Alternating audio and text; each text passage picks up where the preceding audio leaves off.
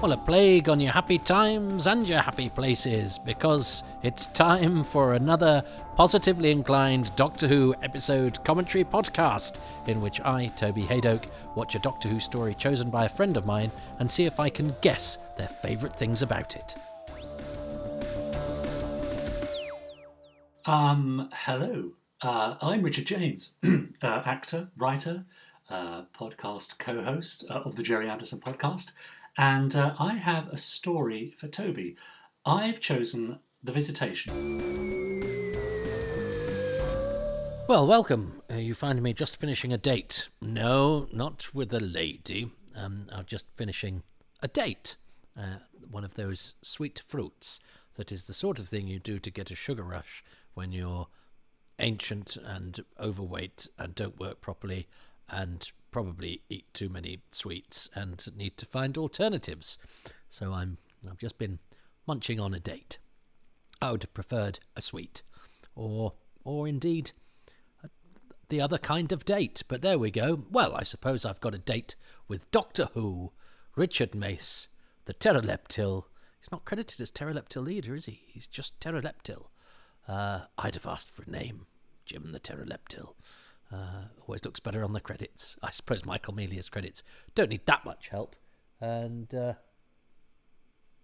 obviously, I suppose Terileptil, if you're a casting director that doesn't watch Doctor Who, you think Terileptil could be a name. I am Terileptil. Anyway, what am I talking about? I've no idea. I'm going to watch episode 3. Oh gosh. I've just remembered this is a heartbreaking episode well, let's talk about it when it starts. But anyway, the Doctor ended last week's cliffhanger with a joke about the repetitive nature of his the threats to his life. So let's see if he can joke his way out of this one. If we press, I'm going to watch from the beginning on BritBox, which tells me that this scores 8.4 out of 10 on IMDb. Crikey. That's pretty good. And we're going to watch in 3, 2, 1. So here we go. I've been pondering this in the break that I've had between the first 2 episodes and this instalment, is that I wonder if I actually missed the whole of part 1. I was... I think I was getting back late from school.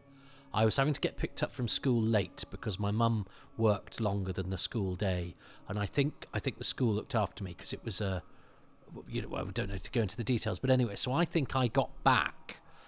Sometimes I think I missed the beginning of episodes, and I also think I missed the occasional episode. Now I normally remember when I missed an episode for a party, Jacqueline's birthday party, surname, she doesn't deserve to carry this with her, for Full Circle 2, no, Carnival of Monsters 4, that was, Five Faces Doctor 2. I missed Full Circle 2 for some reason, but one of our teachers had just bought a video machine, so I went to hers to watch it on video.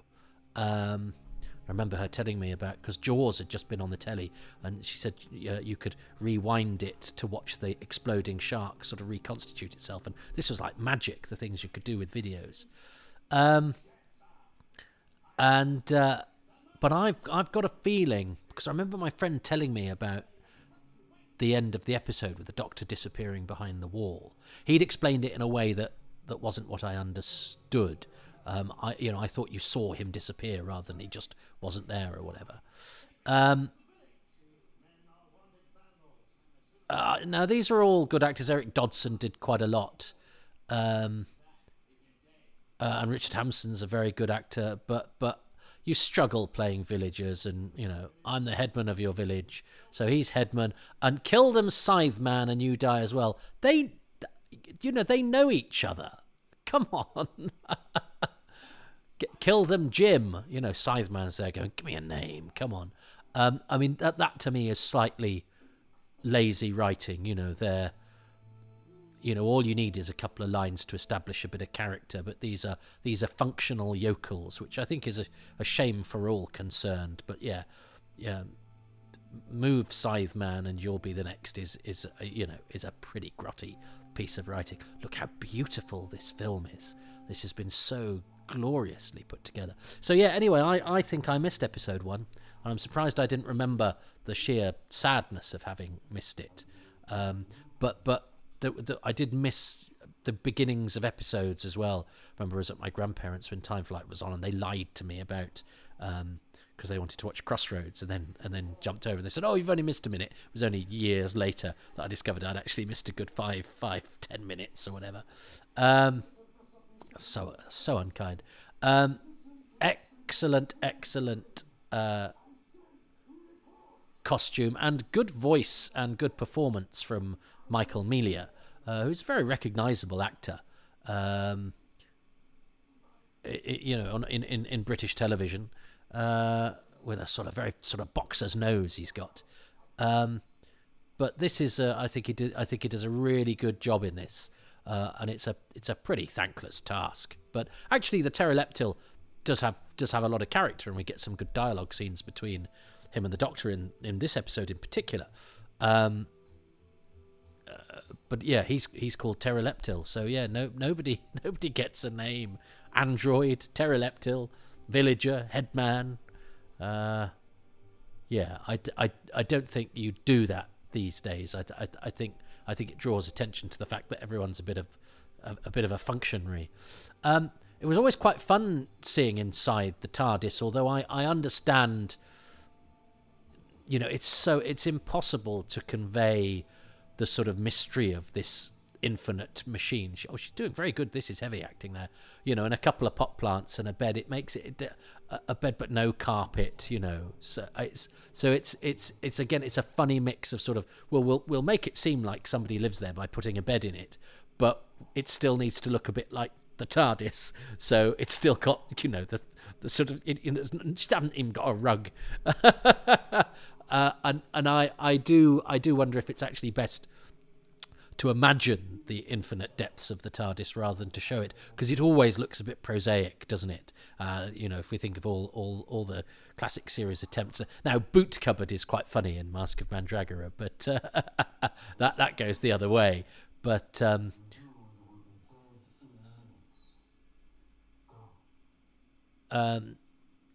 then we're setting up the plot now for. So yes, it is all a bit domestic with the sort of teenagers' bedrooms, but. Which it's trying to make it realistic, because of course these people live here, so they would sleep here and all of that. The coat stand's looking a bit wobbly there. It's a leaning coat stand of TARDIS. Haha. Oh, is this when there's a scene in this episode, isn't there, where Matthew Waterhouse pronounces the word want as want, which the Wheezy Groaning Sound podcast has already... when you want him. Retake. Do that again. And I did actually mention it in Running Through Corridors, but that edition isn't out yet. So I was before the Wheezing Groaners. So it is something... It is something that I had noticed before the Wheezing Groaners got to it in their podcast. So I'm not riding on their illustrious coattails. They're very funny about it, though. Yeah. So here's a plug for the Wheezing Groaning Sound, where 3 very funny men are ruder about Doctor Who than I could allow myself to be. I found as a kid, that these people lived in the TARDIS quite comforting, and I rather liked the idea that everyone had their own room. Eric Dodson's long dead now. I remember when he died. It was because I used to look at the he did sort of slightly startled. I've had my control disc taken off me acting there. I used to always open up the stage when it was in the local the student what's it called, the student union shop, and have a look at the obituaries. And I remembered him being featured there. So that's mid-90s. I don't know anything about Neil West, the Poacher. I should look him up, really. It's funny, there are some characters that really appeal to me, that I even, tiny weeny ones that I sort of look for, and some that I just kind of, in terms of actors to sort of interview and stuff like that, and then some that poor old Neil West I've rather overlooked. I don't know why. Not an easy combination of names, and certainly not somebody I've seen in other things. Yeah, and everyone has to do that kind of. We talk like this in our village. Where is your village? It's in village land. It's in shorthand for yokel upon Tyne or whatever. Now that of course is now all of this stuff about Richard Hampton's very good with thin material. There's not an awful lot you can do with any of that stuff. The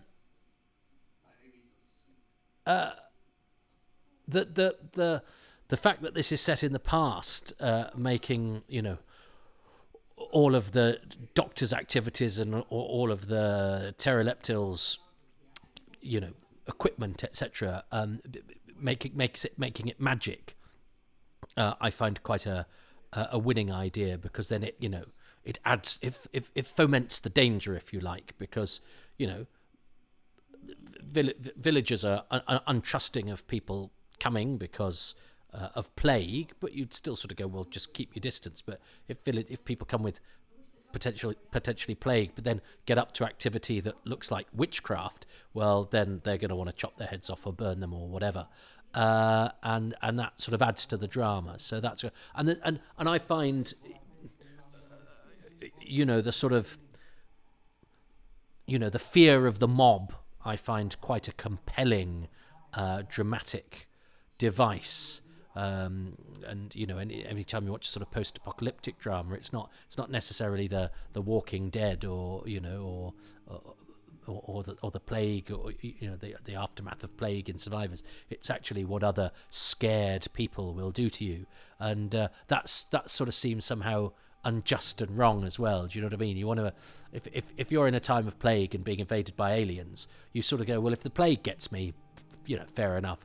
If I get killed by aliens, that's fair enough. But if I get misdiagnosed as a warlock or as a baddie or something by people who I would under ordinary circumstances get on with, that seems somehow a bit more tragic. It's sort of like friendly fire, and would seem a sort of a particularly unfair way to go. I don't know if that's just me, but I always find that in sort of post-apocalyptic dramas and stuff, if somebody is killed by another human, having survived, there's a bit in the second episode of Survivors where George Baker's character sentences this guy to death for looting or whatever, and you go, oh God, he survived the plague. He's sort of trying to make a stab of it, and he dies because of someone else who's in the same boat as him. That to me is sort of more evil in a way than the death by apocalypse.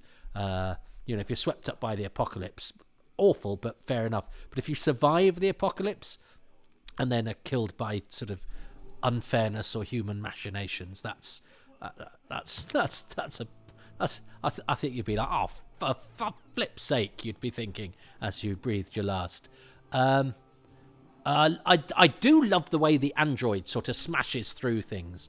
And of course he gets the scythe, so of course we have the setup of, yes, he looks like death, and that's a great wheeze, I think, and that's a great image. And Peter Van Dissel, I looked up actually, because I said I'd wondered if he was still with us. There's nothing immediately online that suggests he's not. I think, but sometimes when I liaise with my coterie of online harbingers of doom, we go, oh, I've read this here, do you think that's him, and blah de blah. So it was just a sort of now that's quite a neat little thing, and that's done by Davison's acting and a little bit of Dick Mills. That the android's finger, can sort of control with some sort of invisible zapping to sort of say stop, go that way, and that's a nice little subtle effect that costs nobody anything, but just a little bit of time and effort, and that's effective. I do like the android. He does the part very well.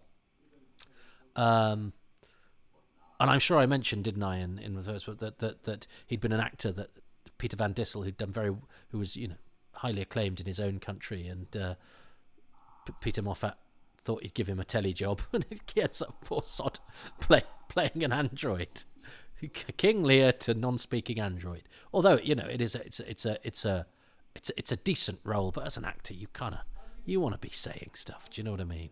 And if you're not saying stuff, you at least want to be seen, and not with a mask on top of your mask. I do think the android design is excellent. I think you can tell that they're cricket gloves. I played cricket at school at this sort of age, so those, but I didn't mind them so much because they're quite subtle cricket gloves. The cyber cricket gloves in Silver Nemesis are very, very self-consciously attention-seeking cricket gloves that scream cricket and nothing else. I think the android's cricket gloves are at least cricket gloves that could be co-opted to spacefaring. That "this is not natural to my physiognomy" is a lovely line.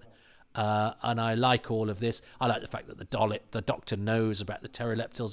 This is a bit of world building. This is slightly Robert Holmesy, the Tinclavic mines on Raga. Love all of that sort of stuff. And the Doctor's Terileptil was never my strong point. This is all good. It's sort of exposition, but it lives and breathes. It's got texture to it. Nobody's taking the mick. Davison's playing it absolutely seriously. The Terileptil has character. Love his breathing gills and everything like that. So yeah, it's quite dialogue heavy. It's a bit of back and forth, but it's lovely. And the Doctor going, and it's quite a nice negotiation. The Doctor saying, I'll take you somewhere, and him going, nah, this'll do us, thanks. Yeah, this is good. I think this is good. Davison is excellent. He's got authority and intelligence and morality, and he's doing RP as well, which is interesting. Michael Melia, because he's poshed up slightly from his normal speaking voice, which is very interesting because it buys into that we will only accept RP aliens. And we sort of notice when they're not, which is just a dramatic.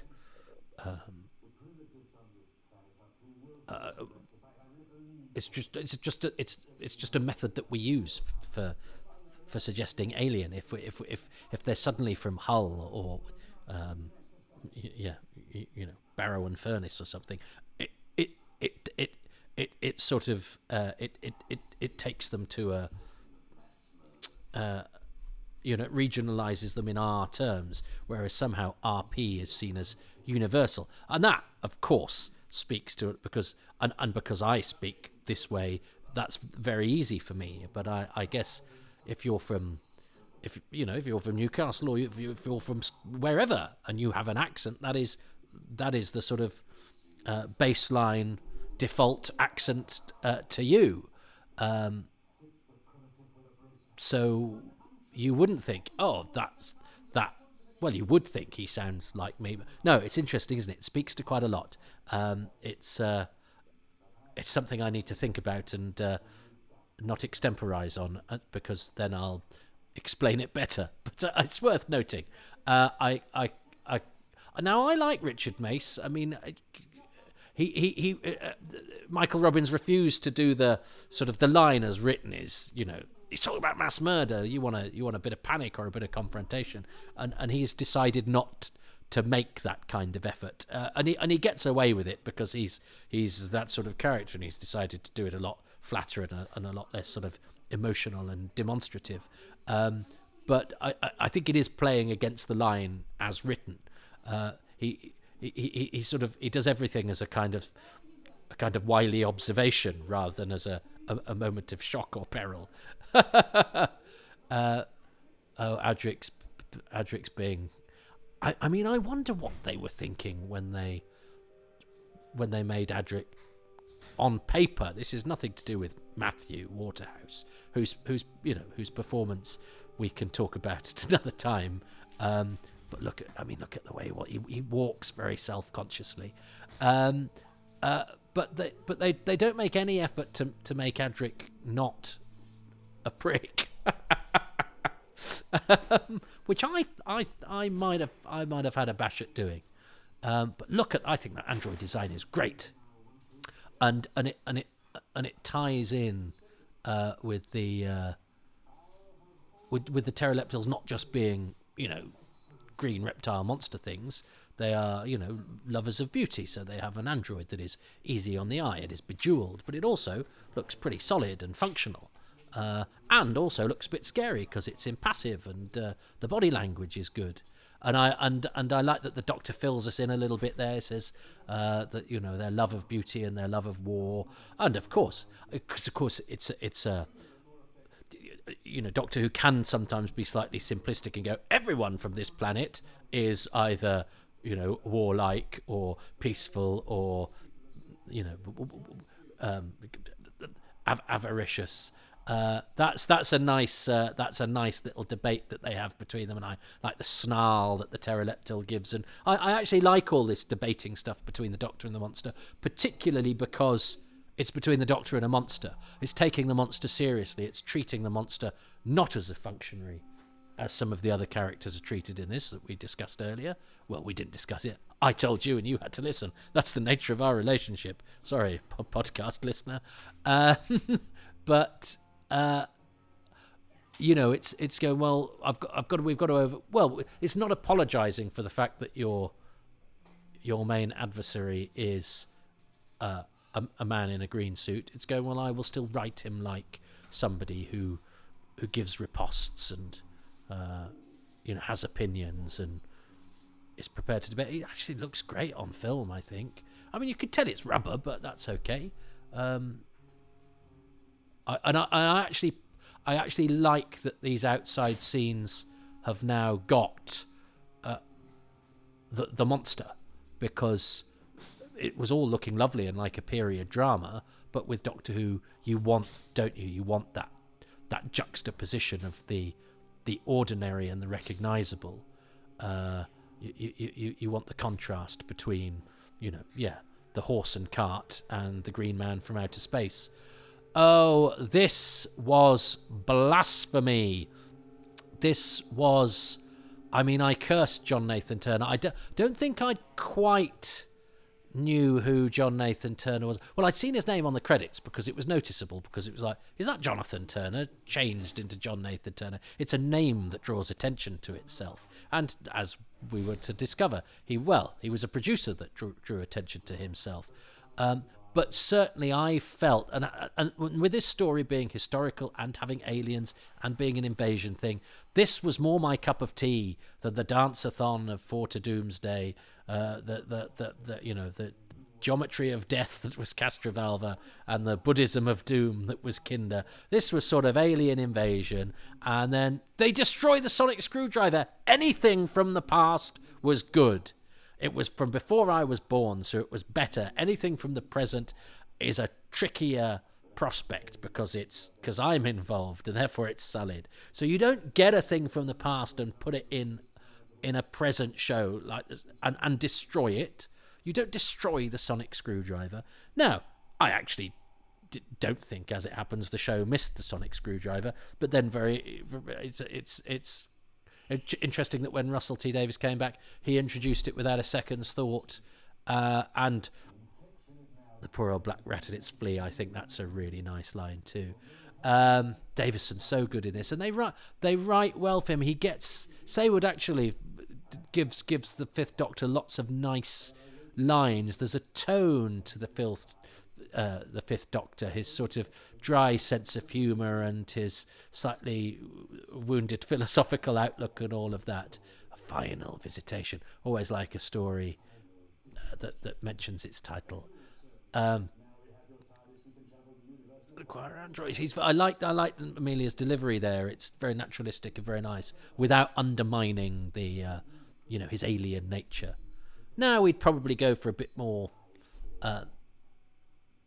movement, maybe, and maybe something with the voice. But I actually think this is very effective, because actually the costume's doing the work, and you sort of want clarity, and you want directness, and you want a dramatic performance, and I think he's doing a great job. And I love that. It's not supposed to be an argument, it was a statement. That's the sort of back and forth, argumentative back and forth you tend not to get with the Doctor and a non-human adversary. I think that's really effective. I like all of that.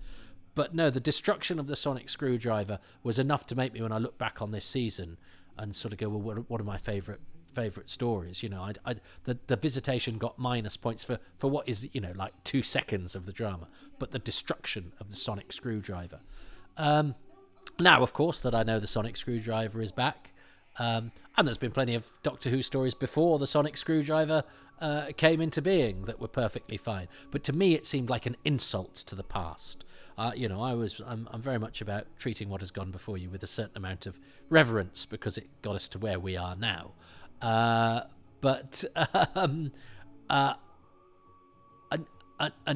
it seemed to me an insult to the past, and it made me sad. And even though sonic screwdriver is just a prop, but yes, isn't it? It's worth noting that that decision made by Nathan Turner was then reversed by, well, it's in the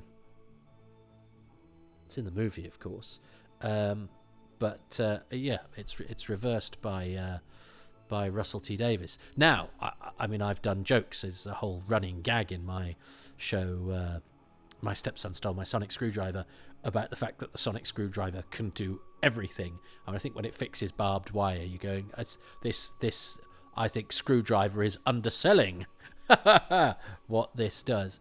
So, there's a good reason to get rid of it. But I totally buy Russell T Davies's philosophy that you don't want to be stuck by, you don't want to spend ages having to get through a door. That's not where the drama is. And whether you do something ingenious with a key or a lockpick, or come up with some sci-fi thing, you're still only getting through a door. And I have a lot of sympathy with that as well. So, but God, I was furious at the time. And the fact that the show was absolutely fine afterwards, and it didn't live or die on the existence of the sonic screwdriver. But it's nice that we can buy one in a shop now, isn't it? My favourite's the Pertwee, though, the marsh gas igniting one of Carnival of Monsters, and the landmine blow. Reverberating one of the Sea Devils. Again, both of those are things that screwdrivers can't do. So I've got terrible double standards. But I mean, we all have. That's the thing.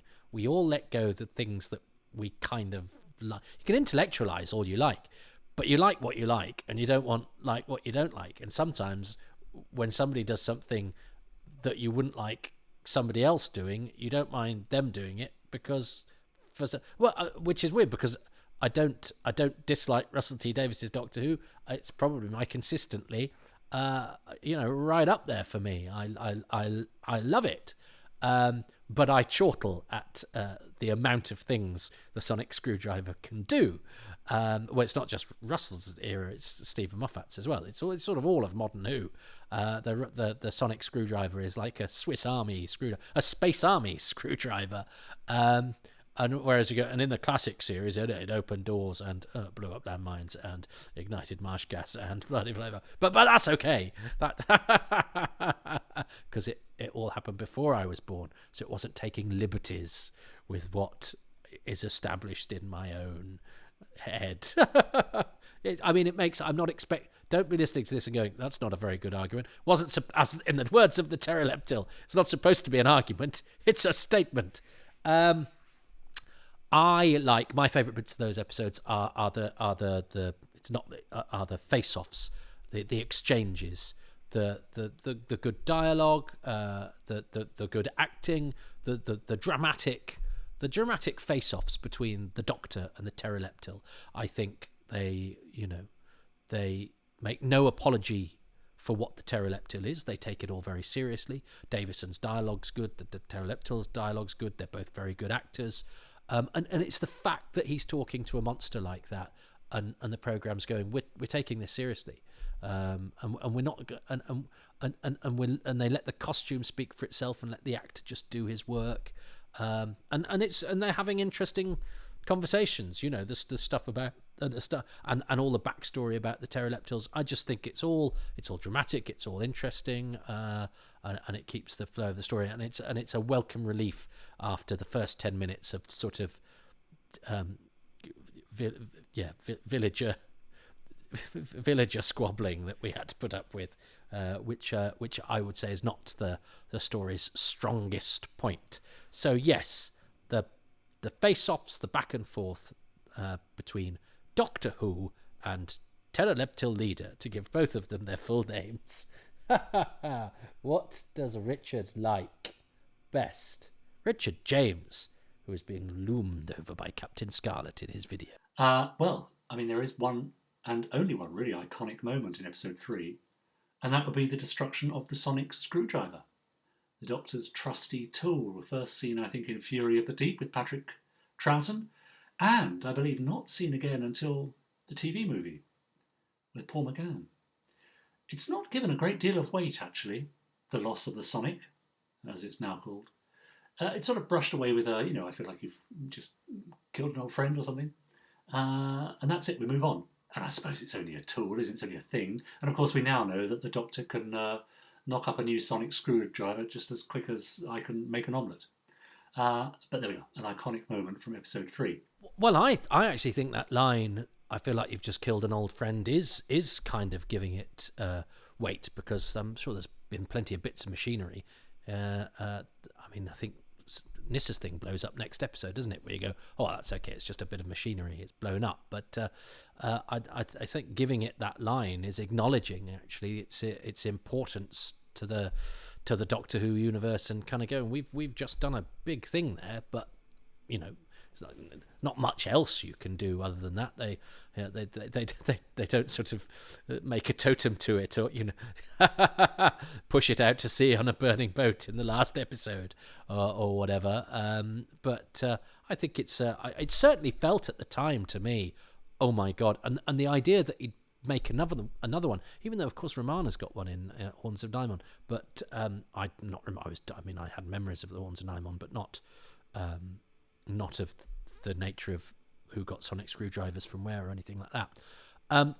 The idea that you'd be able to knock up another one didn't occur to me. It's funny that until, I don't know if that was more innocent times, or if stuff seemed, I mean, we're in an era now where, I mean, regulars can die, and I remember Clara dying in Face the Raven, and me just going, yeah, but I bet she's back in a couple of weeks, So, and those scenes are milked for all the drama they can possibly get. But in the back of your head, you're going, yeah, but if they like the actor, they'll bring them back. So that's definitely going to be the same with a prop, isn't it? You don't even know, the prop's not going to be making a series for ITV either. Whereas in those days, it seemed more that once something was gone, it was gone. Which is why when Adric comes back in Time Flight, that was quite a thing of going, because you kind of knew that the actor had moved on. I didn't know that the actor was still under contract, so it was easy to use him. But yeah, that once something was gone, the idea that they might come back, especially if they died or been destroyed. And I mean, all Doctor Who companions from the past used to get asked at conventions was, "Would you ever come back?" And I remember Katie Manning, but no, absolutely not. I've done it. And that was like, oh, but no, because you have to bring back things from the past. Whereas, of course, now I sort of go, well, no, I like to see what's new. Who is going to be the new companion? I've had plenty of time with it, but of course, in those days we didn't have the videos, so we couldn't revisit the ones that we loved from the past. So therefore, the only way we could see them is them coming back, in the present day. But also it seemed like a reward to sort of say, well, you were a part of Doctor Who and it was really, really special. So, if we bring you into the present Doctor Who, you'll make it good. You'll bestow your luster upon it, Whereas, so the sonic screwdriver, Richard is right. It's debut is Fury from the Deep, which I've just done, actually, in Happy Times and Places. So we've gone from the beginning to the end of the Sonic Screwdriver. It really felt like the end of days for the poor thing, the poor Sonic Screwdriver. The idea that he'd build another one didn't occur. It was like, no, that's been destroyed. And, you know, the writers gave it weight by saying, you know, this is an old friend. This is not just a piece of machinery. This is part of the show's iconography that the new producers just destroyed because and of course he then messes with that, with Attack of the Cybermen and the TARDIS, you know, and threatens to change things about, and we fear change. So I wouldn't have chosen that. I can see why Richard chooses it, because he says it's an iconic moment. It was certainly a moment of impact, but I don't think it will ever be my favourite thing, just because of the sort of race memory I have of how that made me feel at the time. And even though I know that it sort of turned out all right and it had no great impact on Doctor Who either way, it sort of broke my heart and made me angry as a youngster, and I've not quite got over that. Even if I can divorce it from the rest of the Visitation and not allow it to sully my enjoyment of the story. And in fact, I think the second half of that episode is much, much better than the first, and the second half has the destruction of the screwdriver. But no, the problem with that episode is the barn full of nameless villagers setting their way to no good purpose, really. So look, yeah, I'm really enjoying this story, and I only say that just to point out that I think the episode is stronger in the second half. I still enjoy that episode. I find it great fun, and whilst all the villager stuff's going on, you've got Richard Mason, the Doctor, this excellent Doctor played by the brilliant Peter Davison, trapped. So there's plenty to keep your interest, and Matthew Waterhouse skipping along like a sort of slightly disjointed marionette, trying to work out what he wants. And what I want to do is go and just check on Shirley. I don't know if my microphone picked it up, but the lift came up and down, and so there's a bit of clunking, for which I apologise. I try to keep these as professional as possible, but I was she didn't interrupt me, so presumably she's not dying. But I want to go and just see what she wanted, and I will very much look forward to joining you for the final episode of The Visitation, which I'm sure will set us all on fire. But until then, stay safe and keep away from those black rats. So I said stay safe then, didn't I? Like it was still in lockdown. We're not in lockdown. I haven't recorded this so long ago. It's still in lockdown. But I suppose it's reminiscent, because when I started doing gigs again after lockdown, I go, did you have a good plague? Yes, the sort of quarantine-y thing, I suppose, has a slightly different edge to it. But stay safe is good advice generally anyway. But it seems somehow less pertinent when we're not surrounded by contagion. Instead, we've just got the threat of nuclear war and being plunged into abject poverty. Oh dear, they didn't know when they had it good, did they, those villagers? Right, cheerio.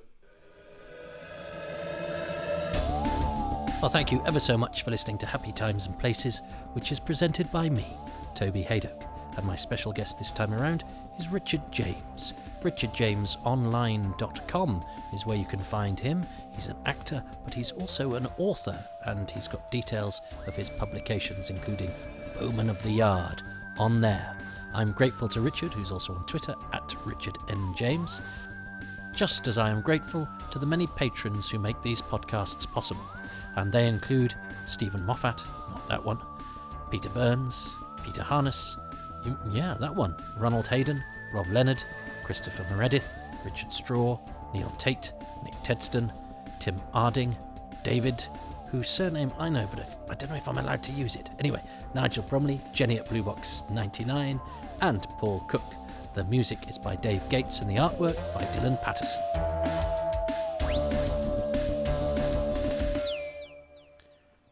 So, if you would like to join that list, or even be anonymous, or like David, half anonymous, if that's what David wants to be, it's not you. If you do a Patreon, you'll know. It doesn't matter. You don't need to know. Anyway, look, the long and the short of it is, you can be on the list of names if you become a patron, but you don't have to admit to it in public. So I will also respect your anonymity if you would prefer to support me without the world knowing that you are culpable for the propagation of whatever this is. Patrons to be go to patreon.com/Toby Hadoke, where for as little as £3 a month, you could have been listening to this at least 6 months earlier.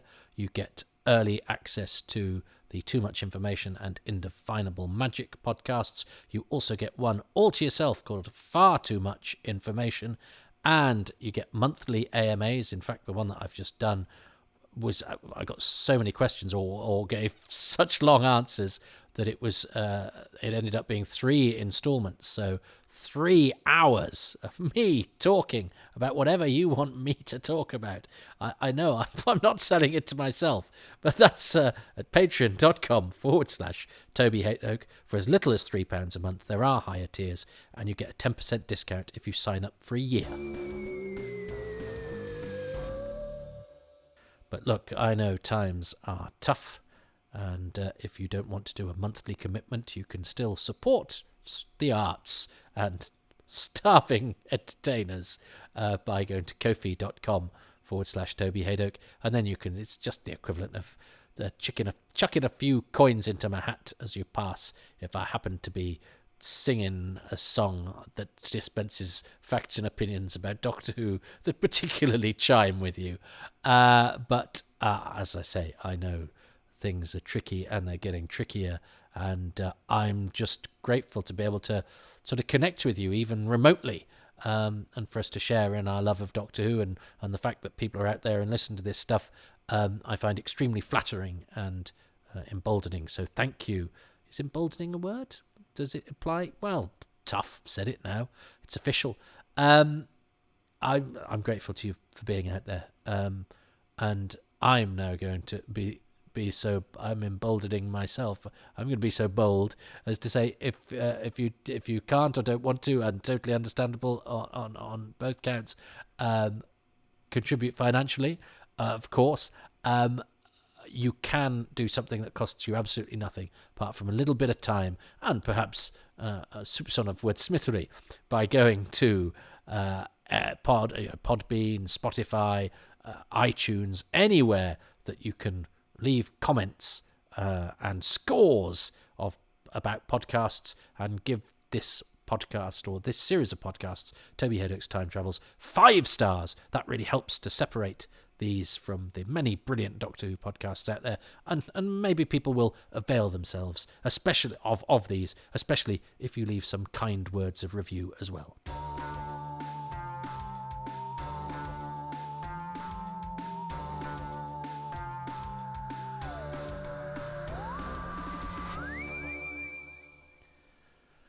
And there we have it. It seems weird to think that I watched that episode. I remember the sonic screwdriver being destroyed, and I sort of think of that as a relatively recent memory.